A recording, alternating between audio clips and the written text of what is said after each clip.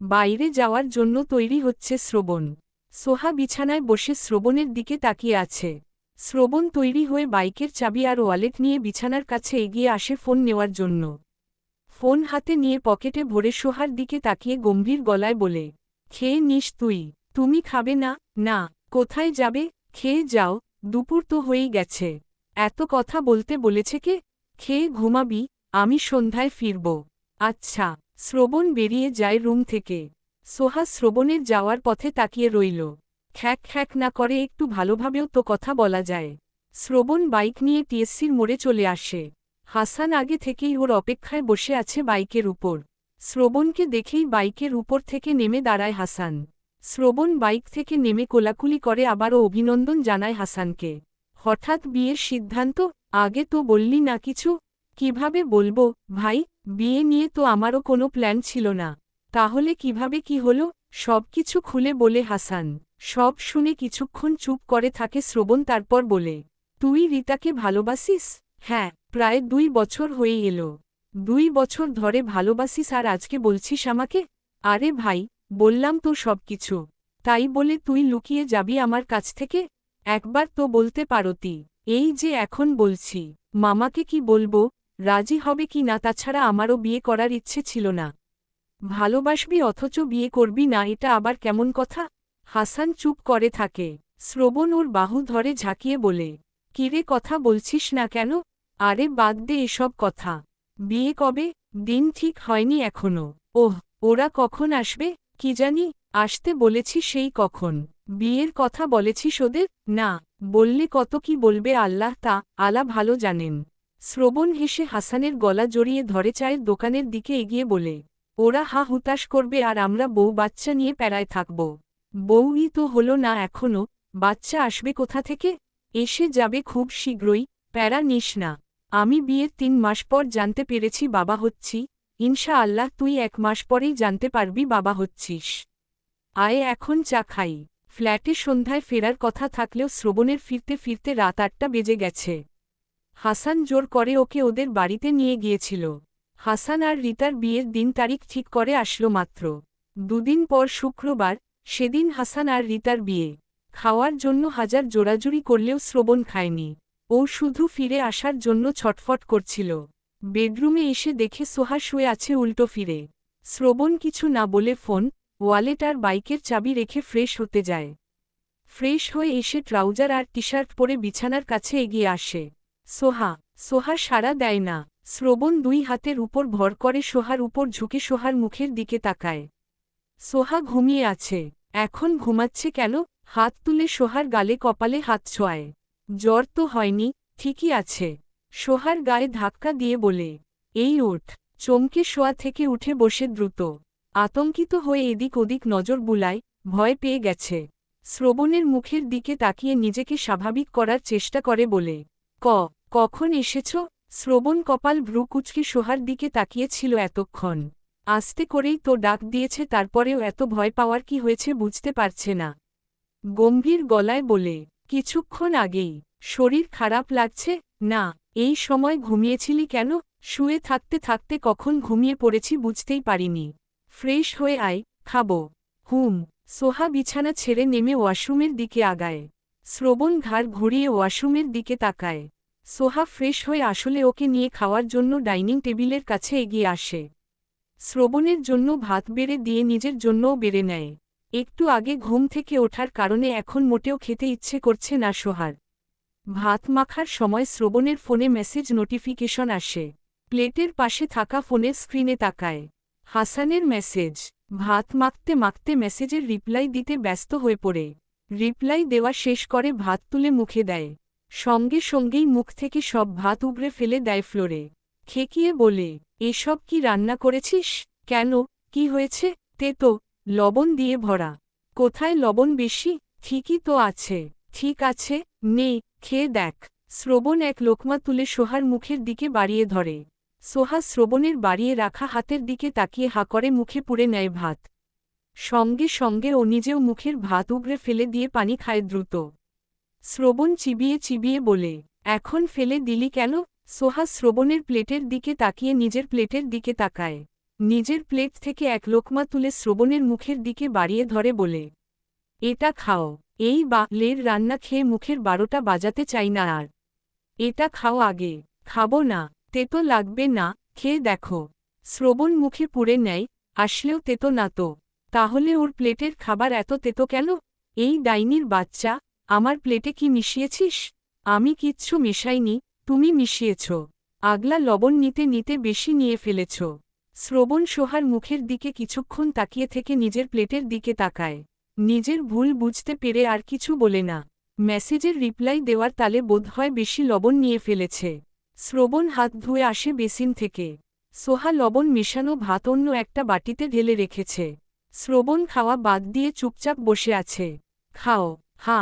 শ্রবণকে হা করতে দেখে সোহা নিজেই হা করে তাকিয়ে আছে ওর মুখের দিকে। হা করে কি দেখছিস? খাওয়া। আমি খাইয়ে দেব? আমার আর কয়টা বউ আছে যে তারা খাইয়ে দেবে? সোহা মিনমিন করে বলে, তুমি হাত দিয়ে খাও। খাইয়ে দিলে দে, নয়তো আমি গেলাম। বসো, দিচ্ছি। সোহা শ্রবণকে খাইয়ে দিতে শুরু করে। শ্রবণ খাচ্ছে আর মেসেজে হাসানের সঙ্গে কথা বলছে। তুইও খা। শ্রবণকে খাওয়াতে খাওয়াতে সোহা নিজেও খেতে শুরু করে। কি জ্বালা, এত বড় ছেলেকে খাইয়ে দিতে হচ্ছে। অসুস্থ ছিল তখন খাইয়ে দিয়েছে সেটা এক ভাব, এখন তো সুস্থই আছে। শ্রবণ মেসেজে কথা বলছে আর আরামসে খাচ্ছে। মেসেজ করতে করতে আবার মুচকি মুচকি হাসছেও। ওর হাসুজল মুখের দিকে একটু পরপর নজর দিচ্ছে সোহা। হাসলে শ্রবণকে দারুণ লাগে, না হেসে সবসময় মুখটা কেমন গম্ভীর করে রাখে, দেখলে ভয়েই লাগে সোহার। কিছুক্ষণ হা করে থাকার পরেও যখন মুখে খাবার ঢোকে না তখন ফোনের স্ক্রিন থেকে চোখ সরিয়ে সোহার দিকে তাকায়। দিচ্ছিস না কেন? সোহা প্লেট থেকে একটা মাংসের টুকরো তুলে শ্রবণের মুখে ঢুকিয়ে দেয়, তারপর আবার ভাত নিতে শুরু করে প্লেটে। প্লেটের ভাত শেষ হয়ে গেছে সেজন্য ভাত নিচ্ছিল, আর এদিকে তার একটু দেরি সহ্য হচ্ছে না এখন। ফোনের স্ক্রিনে তাকিয়ে ফিক করে হেসে ওঠে শ্রবণ। সোহা কপাল ভ্রু কুঁচকে তাকায় ওর মুখের দিকে। এভাবে কপাল ভ্রু কুঁচকে তাকিয়ে আছিস কেন? হ্যাঁ, দে। সোহা খাইয়ে দিতে শুরু করে আবার। ওর নিজের আর খেতে ইচ্ছে করছে না। দিচ্ছিস না কেন? দে। ভাত শেষ। শ্রবণ ফোনের স্ক্রিন থেকে চোখ সরিয়ে সোহার মুখের দিকে তাকায়, তারপর প্লেটের দিকে তাকায়, তারপর তাকায় যেই বাটিটাতে ভাত রাখা ছিল সেটার দিকে। বাটিতে বা প্লেটে কোনোটাতেই ভাত নেই। ভাত শেষ? হ্যাঁ। কিভাবে শেষ হলো? খেয়ে শেষ করেছ? কতটুকু চালের ভাত রান্না করেছিলি আজ? অন্যদিন যতটুকু রাঁধি ততটুকুই। আজকে তুমি ভাত বেশি খেয়েছ। কোথায় বেশি খেলাম? খাওয়াই তো শুরু করলাম একটু আগে। পানি খাও এখন। বলতে বলতে চেয়ার ছেড়ে উঠে এটো প্লেট বাটি গুছিয়ে রেখে বেসিনের দিকে আগায় হাত ধোয়ার জন্য। শ্রবণ পানি পান করে বসা থেকে উঠে দাঁড়ায়। পেট যেন ফেটে যাবে এবার। আল্লাহ, মেসেজ করার তালে তালে কত খেয়েছে আজ। সোহা হাত ধুয়ে টেবিলের কাছে এগিয়ে আসে আবার। বাড়তি তরকারি ফ্রিজে রাখার জন্য বাটি হাতে নিয়ে রান্নাঘরের দিকে এগিয়ে যায়। শ্রবণ গলার স্বর বাড়িয়ে বলে, এই ডাইনির বাচ্চা, খাইয়ে দিতে বলেছি বলে জন্মের খাওয়া খাইয়ে দিয়েছিস নাকি একবারে? এত খাইয়েছিস কেন? সোহা রান্নাঘর থেকে বেরিয়ে এসে বলে, দিতে একটু দেরি হলে হা হা দে দে করেছ আর এখন আমার দোষ দিচ্ছ কেন? তাই বলে এত খাওয়াবি? তুমি খেয়েছ, আমি খাইয়ে দিয়েছি, এখন আমার কি দোষ? তোমার পেট, তুমি বুঝতে পারোনি ভরেছে নাকি খালি আছে? পানি খাওয়ার পর গলা পর্যন্ত হয়ে গেছে। এখন আমি ঘুমাবো কিভাবে? বাইরে থেকে একটু হেঁটে আসো। এই ভরা পেট নিয়ে এখন হাঁটতে যেতে পারবো না। বেশি হাঁটলে পেট ফেটে যাবে।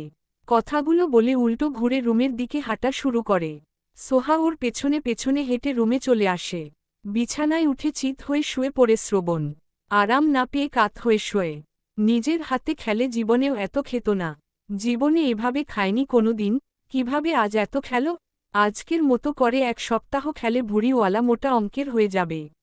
সোহার দিকে তাকিয়ে রাগী গলায় বলে, এই ডাইনির বাচ্চা, তোর পেট বড় হয়েছে বলে তুই আমার পেটও বড় বানিয়ে দিলি খাইয়ে?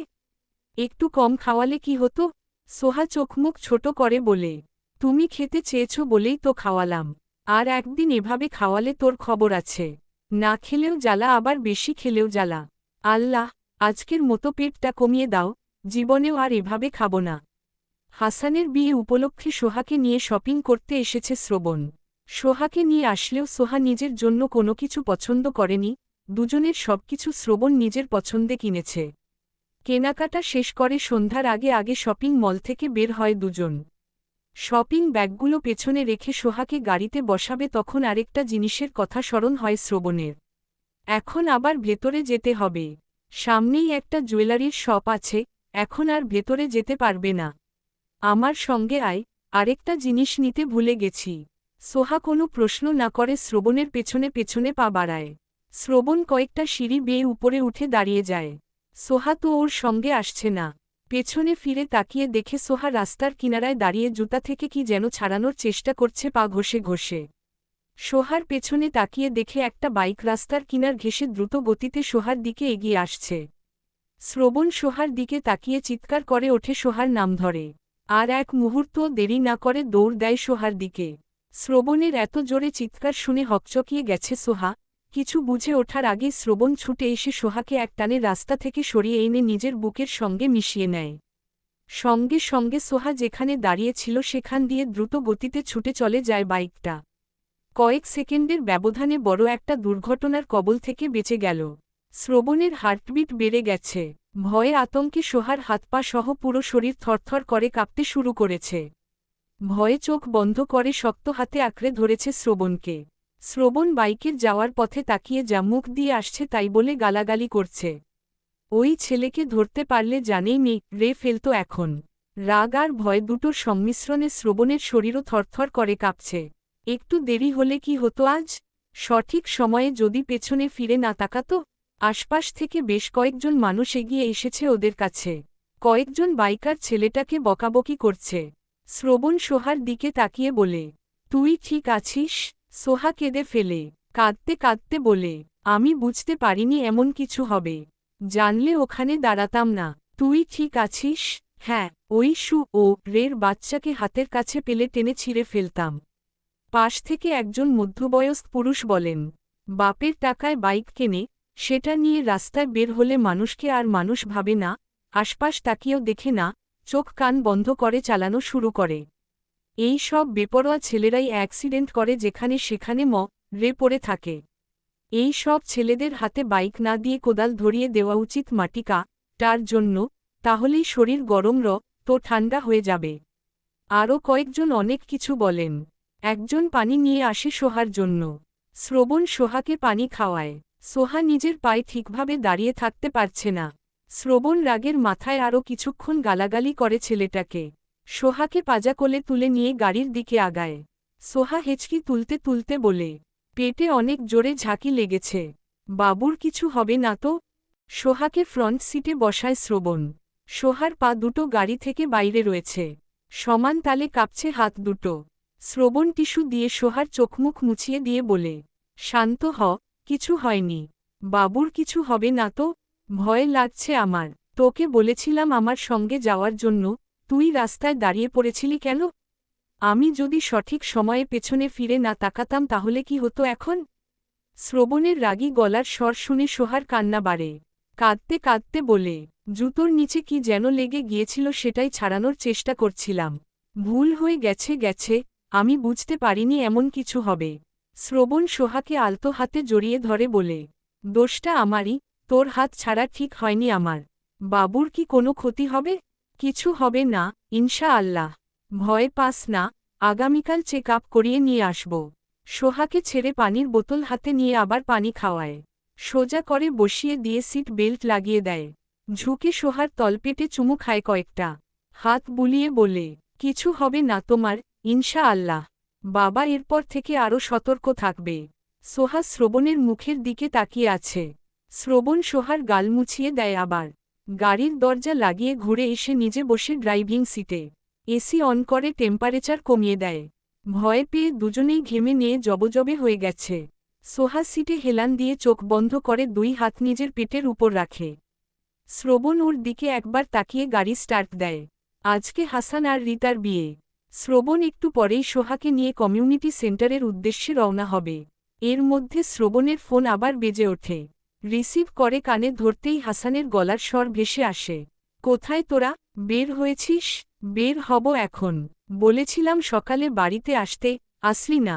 বিয়ে হবে সেন্টারে, বাড়িতে গিয়ে কি করব? তোর কোন পর্যন্ত? বের হয়েছিস? বের হব। বিয়ে তোর? তুইই বের হোসনি আর আমাকে তাড়া দিচ্ছিস?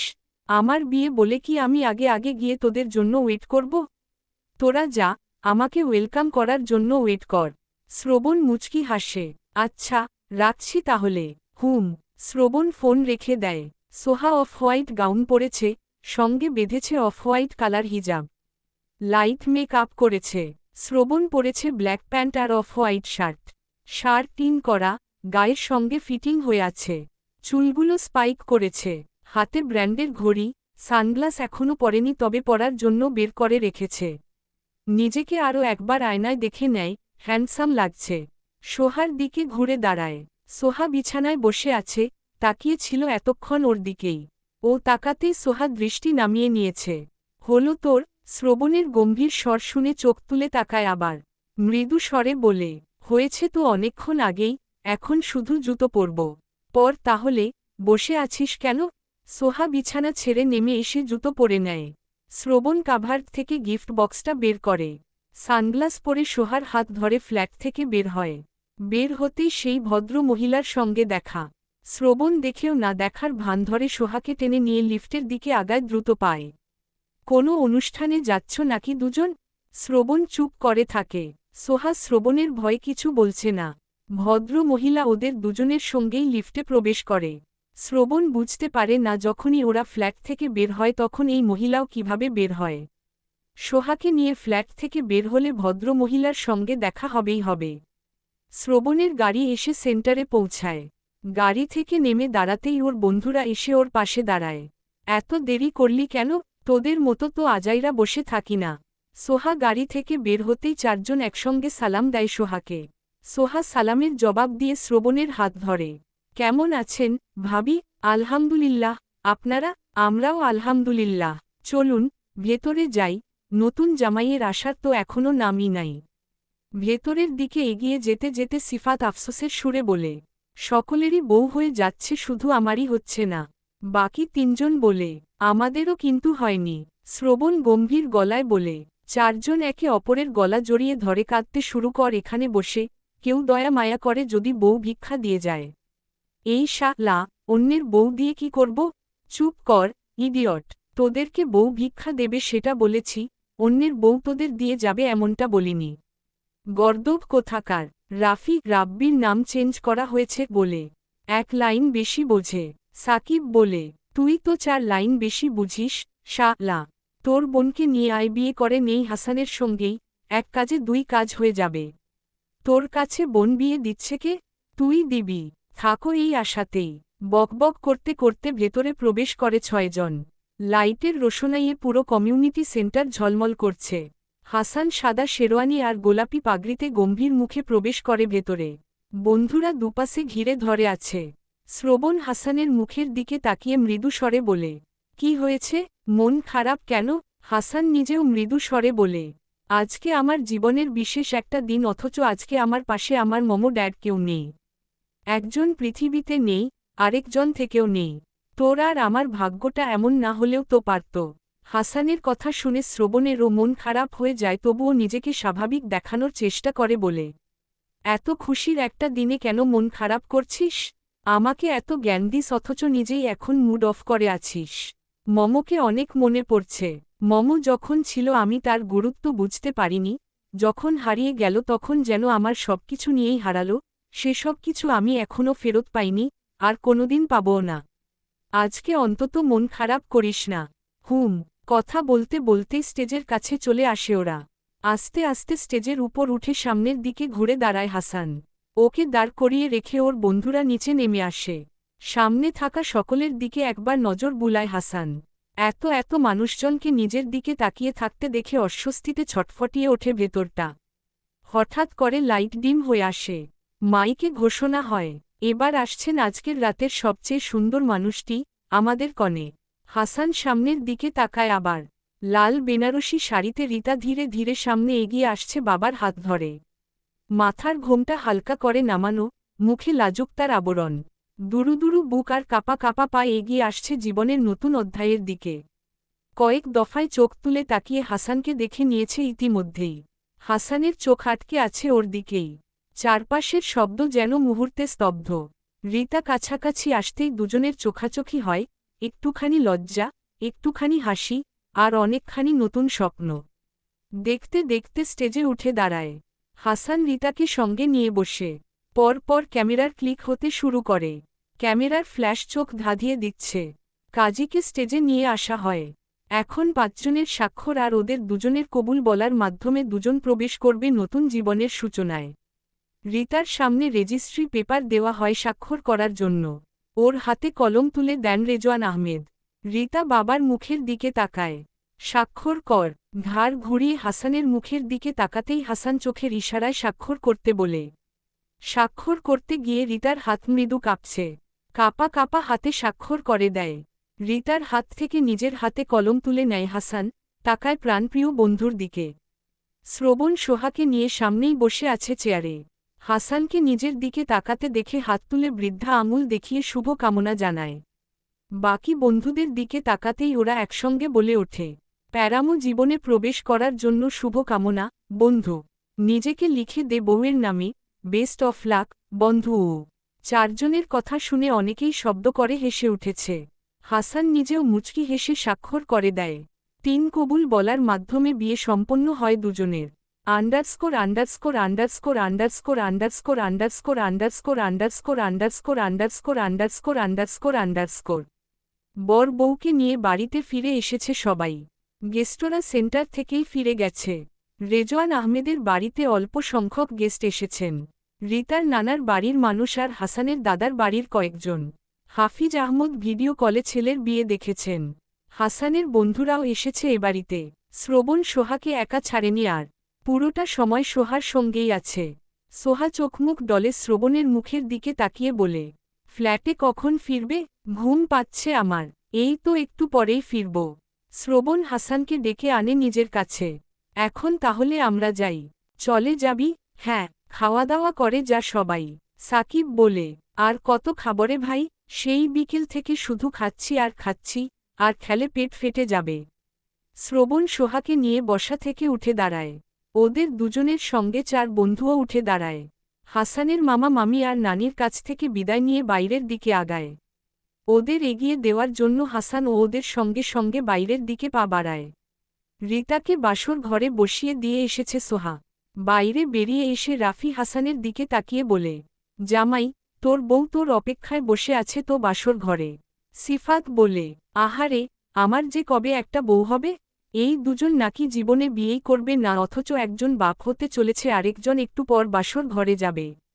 বিয়ে করব না করেই সবার আগে বিয়ে করে নিল দুজন। যদি বিয়ে করব বলতো তাহলে না জানি এতদিনে কয় সন্তানের বাপ হয়ে যেত দুজন। সোহা শ্রবণের মুখের দিকে তাকিয়ে বাকিদের দিকে তাকায় আবার। এদের কথা শুনে ওর শুধু কান গরম হয় আর গাল লাল হয়। সাকিব সুর তুলে গান গেয়ে বলে, আজ লুডু খেলবে রে হাসান।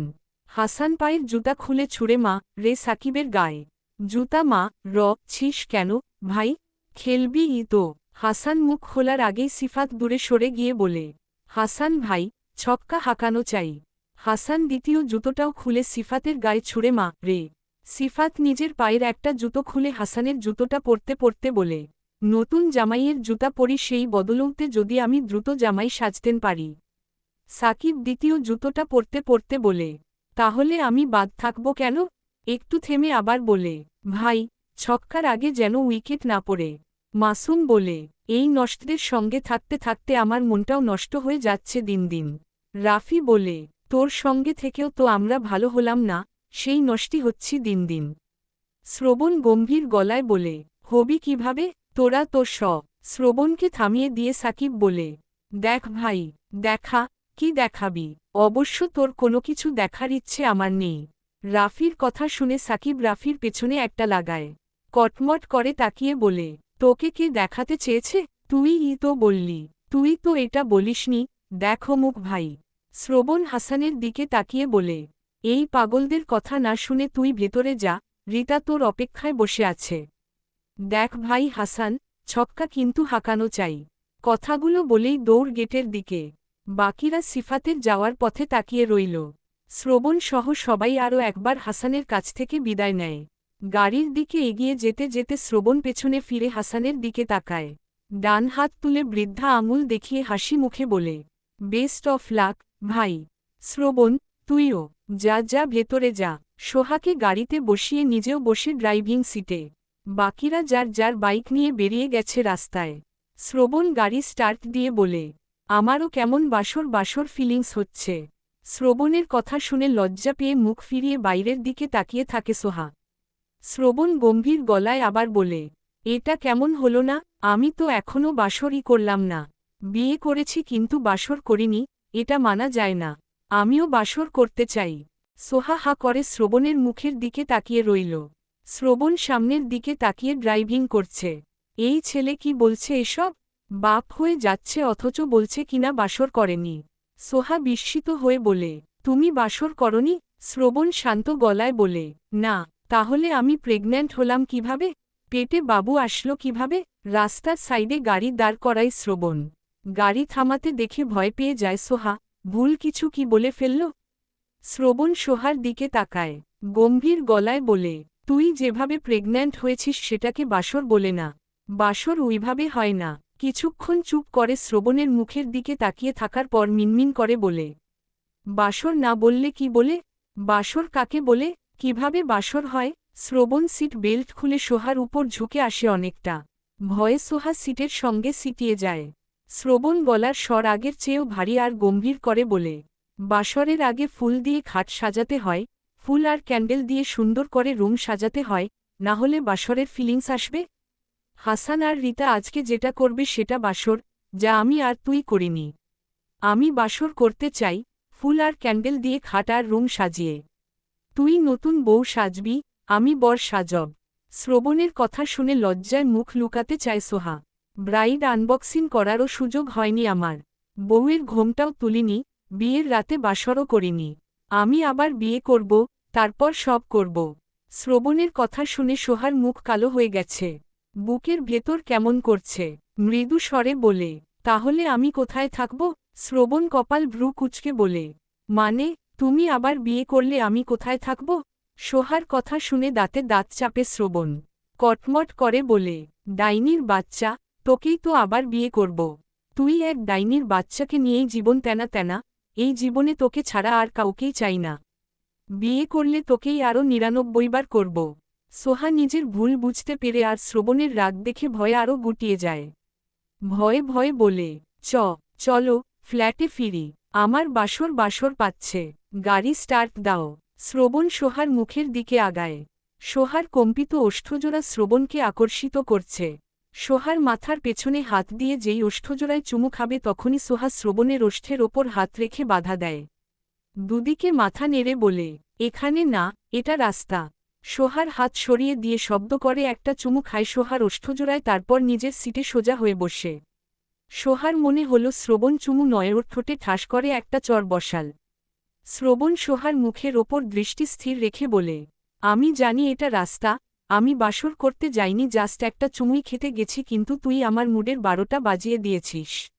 আমাকে কি তোর জন্তু জানোয়ার বা ফকির বখাটে মনে হয় যে রাস্তা ঘাটে, জঙ্গলে, গুহায় যেখানে সেখানে বাসর করব?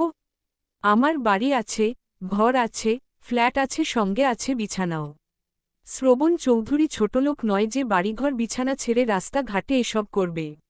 কথাগুলো বলেই গাড়ি স্টার্ট দেয়। সোহা আর চোখে তাকিয়ে জানালা দিয়ে বাইরের দিকে তাকিয়ে রইল। হাসান ড্রয়িং রুমে আসতেই ওর নানি হোসনে আরা বেগম বলেন, কিরে নাতজামাই, এত দেরি করছস কেন বাসর ঘরে যেতে? দেখো নানু, এসব উল্টাপাল্টা নামে একদম ডাকবে না আমাকে। উল্টাপাল্টা কোথায়? তুই তো আমার নাতনির জামাই, আমিও তো তোমার নাতি, তাই ওই বাচালকে নাতিবউ বলে ডাকবে। রিমা বেগম শাশুড়ি মায়ের দিকে তাকিয়ে বলেন, আম্মা, আপনি শুধু শুধু কেন ওর পেছনে লাগেন? হাসান, তুমি যাও। হাসান নানির দিকে করা দৃষ্টি নিক্ষেপ করে সিঁড়ির দিকে এগিয়ে যায়। ড্রয়িং রুমে এখন আর কেউ নেই, সবাই হয়তো চেঞ্জ করতে গেছে। রুমে প্রবেশ করে ধীর পায়ে। হার্টবিট বেড়ে গেছে, কেমন নার্ভাস ফিল হচ্ছে। বিছানায় বসে থাকা রিতার দিকে একবার তাকিয়ে সালাম দেয়, আসসালামু আলাইকুম। রিতার দিক থেকে কোনো শব্দ আসে না হাসানের কানে, হয়তো মৃদু স্বরে সালামের জবাব দিয়েছে। দরজা লাগিয়ে দেয়। হেঁটে এগিয়ে এসে বিছানার সামনে চুপচাপ দাঁড়িয়ে রইল। ৫-৭ মিনিট পেরিয়ে যায় নির্বতায়। অধৈর্য হয়ে রিতা মুখ তুলে হাসানের মুখের দিকে তাকায় ঘোমটার আড়াল থেকে। ওর কাছে না এসে এমন খাম্বার মতো দাঁড়িয়ে আছে কেন? হাসান গম্ভীর গলায় বলে, কি রে, এখনো বসে আছিস কেন? রিতা অবাক কণ্ঠে বলে, কি করব? কি করবি মানে? আমার পা ছুঁয়ে সালাম করবি? অ্যায়ান? অ্যায়ান আবার কি? নাম বিছানা থেকে, সালাম কর। কিসে? তুমি এসে আমার ঘোমটা তুলবে? তুই আগে সালাম করবি। না, আমি বিছানা থেকে নামতে পারবো না এখন। তুমি এসে ঘোমটা তোলো। বাসর রাতে জামাইয়ের পা ছুঁয়ে সালাম করতে হয় জানিস না? কে বলেছে তোমাকে? সব আজাইরা নিয়ম। তুমি এসে আমার ঘোমটা তোলো দ্রুত। পারবো না, চলে যাব কিন্তু এই রুম থেকে। যা। রিতা বিছানা থেকে নামার জন্য উদ্যত হতেই হাসান ওকে থামিয়ে বিছানার কাছে এগিয়ে আসে দ্রুত। ঘাড় তোত্তারামি ছাড়বি না জীবনে? না। হাসান বিছানায় উঠে বসে রিতার সামনে। দুজনেরই হার্টবিট দ্রুত গতিতে ছুটে চলছে। হাসান ধীরে ধীরে রিতার ঘোমটা তোল। মায়াবী চেহারা উন্মুক্ত হয় হাসানের চোখের সামনে। দুজন একে অপরের মুখের দিকে পলকহীন তাকিয়ে থাকে অনেকক্ষণ। হাসান ঘোমটা ফেলে দেয় পেছনে। রিতার হাত দুটো দুই হাতে মুঠো করে ধরে চুমু খায়। হাসানের ওষ্ঠের গভীর ছোঁয়া পেয়ে রিতার গায়ের প্রত্যেকটা লোম খাড়া হয়ে গেছে। হাসান রিতার মুখের দিকে তাকায় আবার। হাত ছেড়ে দুই হাতে আগলে ধরে মুখশ্রী। রিতা হাসানের হাতের উপর নিজের দুই হাত রাখে। দৃষ্টি একে অপরের চোখে স্থির। হাসানের ঘোর লাগা দৃষ্টি, চোখ দুটোই যেন মনের কথা বলে দিচ্ছে। হাসানের স্পষ্ট মনে আছে, ও যখন প্রথম এই বাড়িতে এসেছিল তখন রিতা ওর ধারে কাছেও ঘেঁষত না।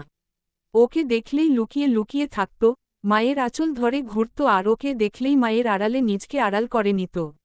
তারপর আস্তে আস্তে সময় গড়ায়, রিতা পরিবর্তন হয়।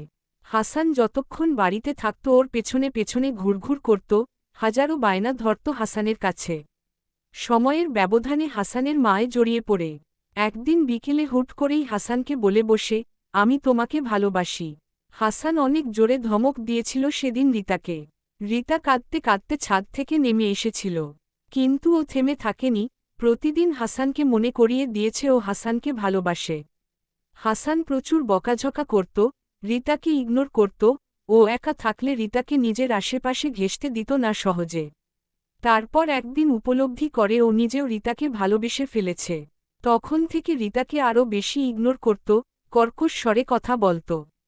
কিন্তু কোনো কিছুতেই থেমে থাকেনি রিতা, ওর অনুভূতি একটুও ম্লান হয়নি হাসানের খ্যাক আর কঠোর আচরণে। রিতা হাসানের গালে হাত রেখে বলে, কি ভাবছ এত? হাসান মুচকি হেসে দুদিকে মাথা নাড়ায়। রিতার গাল থেকে এক হাত সরিয়ে নিয়ে রিতার কপালে ওষ্ঠ ছোঁয়ায়।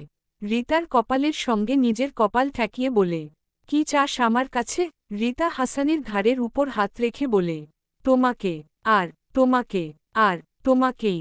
হাসান মৃদু হাসে, সোজা হয়ে বসে বলে, আমি তো আজ থেকে তোরই। আমাকে ছাড়া আর কি চাস আমার কাছে? তুমি যখন আমার তখন তোমার সব কিছুই তো আমার, আলাদা করে আবার কেন চাইতে হবে? হাসান কথা বলে না, নিঃশব্দে আলিঙ্গন করে নববধূকে। রিতা নিজেও শক্ত করে জড়িয়ে ধরে। ওর হাজার অপেক্ষার অবসান ঘটিয়ে ওর প্রিয় পুরুষ ওর হয়েছে, একান্তই ওর। 2 রাকাত নফল নামাজ আদায় করে উঠে দাঁড়ায় দুজন। হাসান নিজেই জায়নামাজ দুটো ভাঁজ করে রেখে দেয়। গায়ের শুভ্র রঙা পাঞ্জাবি খুলে রেখে মেইন লাইট অফ করে ডিম লাইট অন করে। দ্রুত পায়ে এগিয়ে এসে পেছনে থেকে জড়িয়ে ধরে রিতাকে। ডিম লাইটের আবছা আলোয় ড্রেসিং টেবিলের আয়নায় দুজনকে দেখা যাচ্ছে। দুজনের দৃষ্টি আয়নার দিকে স্থির। রিতা, ভালোবাসি তোকে। রিতা হাসানের মুখের দিকে দেখার চেষ্টা করে। হাসান রিতার গালে চুমু খায়। গালের সঙ্গে নিজের গাল ঠেকিয়ে বলে, নিজে প্রেমে পড়লি, ভালোবাসলি, মায় জোড়ালি সঙ্গে আমাকেও ভালোবাসা শেখালি, মায় ফেললি, তারপর নিজের করে নিয়েই ছাড়লি। এত ভালো কিভাবে বাসি? রিতা জোর করে হাসানের কাছ থেকে নিজেকে ছাড়িয়ে নেয়। গলার স্বর কিছুটা কঠোর করে বলে, আমার কাছে একদম আসবে না তুমি। হাসান বিস্মিত হয়ে বলে, কেন? তুমি আমাকে অনেক কষ্ট দিয়েছ, খ্যাক খ্যাক করে কথা বলেছ সবসময়। সেদিন তো ঠাস করে একটা চড়ও বসিয়ে দিলে। বলতে বলতে নিজের গালে হাত রাখে। কি জোরেই না চড়টা দিয়েছিল সেদিন। অনেক ব্যথা পেয়েছিল। হাসান নিজেও কিছুটা রাগী গলায় বলে, শুধু তো চড় দিয়েছি, তোকে তো উল্টো করে ঝুলিয়ে রাখা উচিত ছিল। রতে চাইলি কেন? বিয়ে করতে রাজি হচ্ছিলে না কেন? বিয়ে করতে না চাইলেই রতে হবে?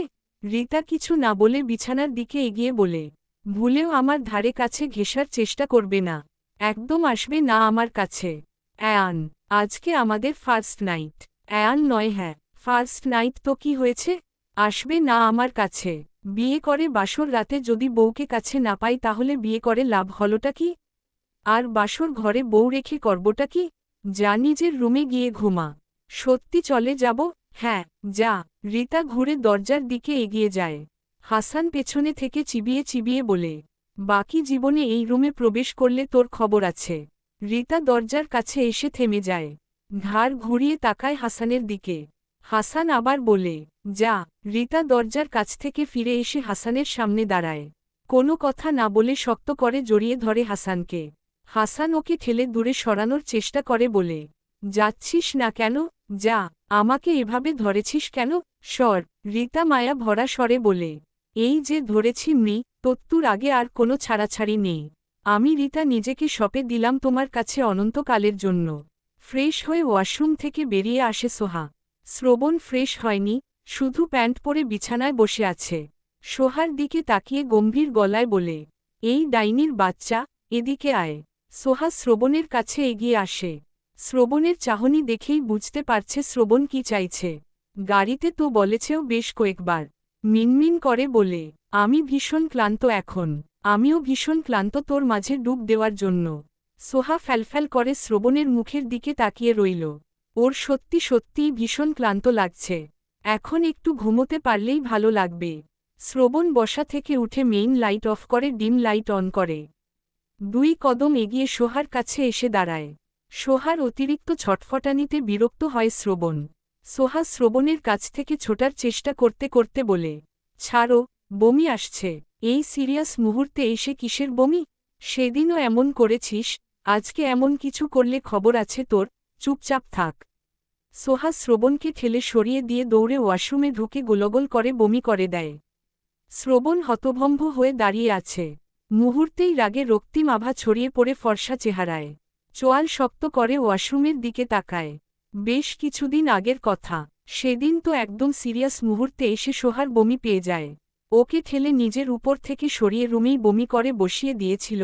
শ্রবণ নিজেও বমি করতে করতে আধম রা হয়ে গিয়েছিল। সেদিনের পর আর এমন কিছু মাথায়ও আনেনি শ্রবণ। বেশ কিছুক্ষণ পর কুলকুচি করে চোখে মুখে পানি দিয়ে ওয়াশরুম থেকে বেরিয়ে আসে সোহা। আবছা আলোয় শ্রবণের চোখজোড়া স্পষ্ট না দেখতে পেলেও বুঝতে পারছে ওকে ভস্ম করে দেওয়ার মতো অগ্নি দৃষ্টি নিক্ষেপ করে আছে শ্রবণ। ও কি ইচ্ছে করে এমন করে নাকি? বমি পেয়ে গেলে কি করবে? শান্তি লাগছে এখন? আমি ইচ্ছে করে করিনি। আজকে থেকে আলাদা রুমে ঘুমাবি তুই। বের হ এই রুম থেকে। দাঁতে দাঁত পিষে কথাগুলো বলে ওয়াশরুমে প্রবেশ করে। ওর কি যে রাগ হচ্ছে।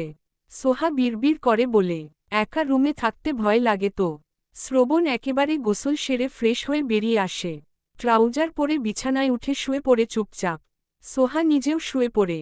দুজনের মাঝখানে অনেকটা দূরত্ব। দুইজন দুই পাশ ফিরে শুয়ে আছে। সোহার খারাপ লাগছে। শ্রবণ অনেক রেগে আছে বুঝতে পারছে। ও তো ইচ্ছে করে এমন করেনি। সোহা নিজে থেকেই ভয়ে ভয়ে শ্রবণের গা ঘেঁষে আসে। পেছনে থেকে আলতো হাতে জড়িয়ে ধরে বলে, আমি সত্যিই ইচ্ছে করে বমি করিনি। তোমার পারফিউম আর গায়ের গন্ধে গা গুলিয়ে উঠেছিল। শ্রবণ ঝাড়ি দিয়ে সোহার হাত সরিয়ে দিয়ে এপাশ ফিরে বাজখাই গলায় বলে, তুই কি বলতে চাইছিস, আমার গায়ে দুর্গন্ধ? না না, এমন কিছু না। তুমি তো জানোই সব কিছুই কেমন গন্ধ গন্ধ লাগে আমার কাছে। বাইরে ঘোরাঘুরি করেছ, ফিরে গোসল করনি সেজন্যই বোধ হয় এমন হয়েছে। অন্য দিনগুলোতে তো গোসল সেরে আমার কাছে আসো তাই হয়তো বমি পায় না। শ্রবণ চুপ করে থাকে। হুট করে সোহাকে টেনে এনে জড়িয়ে ধরে বলে, আমার ঘুমের 12টা বাজিয়ে শান্তির ঘুম ঘুমা এখন। ইচ্ছে করে করিনি। হ্যাঁ জানি, সব আমার দোষ। বাবু না হওয়া পর্যন্ত আলাদা রুমে থাকবি তুই।